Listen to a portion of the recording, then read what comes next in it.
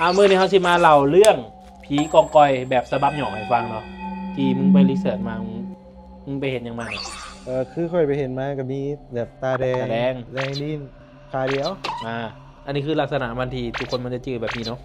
จากที่ค่อยไปเซิร์ชมาเนาะ อ่า มันก็จะมีแบบทหารเก่าบ่ตายตอนสงครามเหยียบกับระเบิดบ่ เลยขาดกับตากลายเป็นผีเฝ้าป่า ผีฟอปลาเลยแล้วออกไปใส่บ่ได้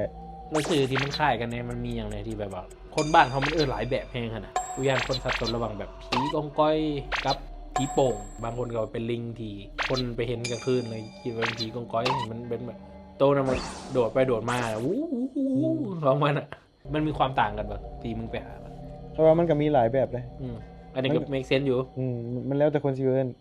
ข้อมูลของเขาอาจจะยังบ่เด่นเถื่อนะไผที่สามารถให้ข้อมูลตื่มได้คอมเมนต์ไว้ได้เท่ากับตามอ่านเท่ากับได้ความรู้ใหม่คนอื่นดีเบิ่งคลิปเราเลยกลายมาอ่านคอมเมนต์ก็สิได้ความรู้ใหม่ๆมาโอเคเรื่องราวของผีกองกอยของเขาก็ประมาณนี้แหละมันก็บ่ได้ยาวอย่างหลายดอกมันก็ผีตัว